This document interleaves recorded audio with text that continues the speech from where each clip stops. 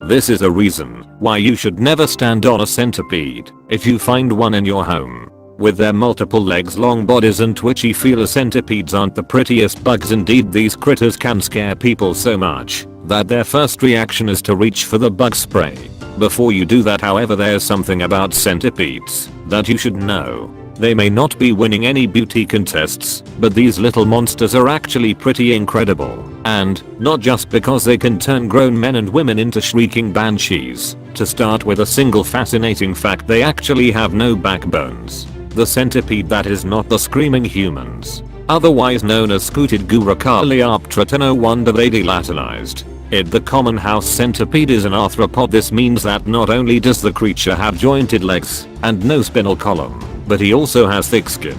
He also has thick skin, incredibly thick. In fact, one of the defining characteristics of arthropods is their exoskeletons. These solidified shell-like casing or chitin makes them as tough as a tank in their world. So despite being widely hated and feared by humans, centipedes have a lot going for them. Diversity for one. Yes, so-called house centipedes aren't in fact just one species. They're actually a group of similar species, though most of them have a yellowish tint to their segmented bodies. What's more, their bodies are designed to confuse. Not only are centipede legs long in comparison to their torsos, but so are their antennae. As a result, the critters may appear to be double the length that they actually are, and those legs aren't just for show either. Yep, a centipede can really move. Their live limbs can take them across surfaces and up to 1.3 feet per second from a standing start. Furthermore, it isn't just floors that they can scurry across. Walls and ceilings won't stop their sprints either, as these creepy crawlers can cling to sheer surfaces. Centipedes are more than used to traveling. Technically, the little stowaways are on permanent vacation, since they originally come from the Mediterranean region. Moreover, this detail explains why they make their way into homes, and it's not to scare humans despite what you may think. Centipedes like humid environments, and they love the fact that you keep your home warm for them. They often come out of hiding from their compost heaps or piles of garden debris when the weather cools.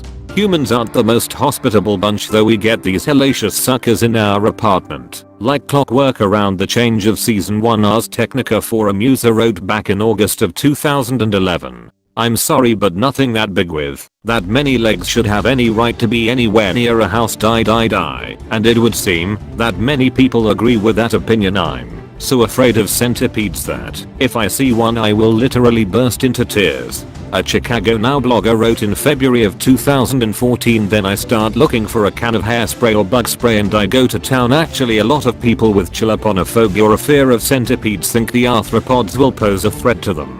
Some people even believe that the critters have a venomous bite. Yet while it's true that centipedes have venom, house centipedes can't really hurt humans. They can sting, but only do so as a last resort, and the effect is no more severe than that of a bee sting. In fact, the creatures struggle to even pierce human skin. They'd rather run in the opposite direction.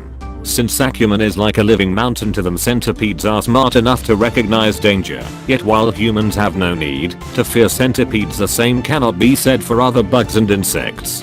House centipedes are insectivores. They eat other household pests, and it's this that actually makes them good house guests. They pay rent by eating your spiders and unwanted squishy squatters. Plus, not only do they make a meal of the things that you don't like, but they are very good at it too, and that's another time when their long legs come into play. They hold their food, sometimes including several victims at once, while they deliver their venom.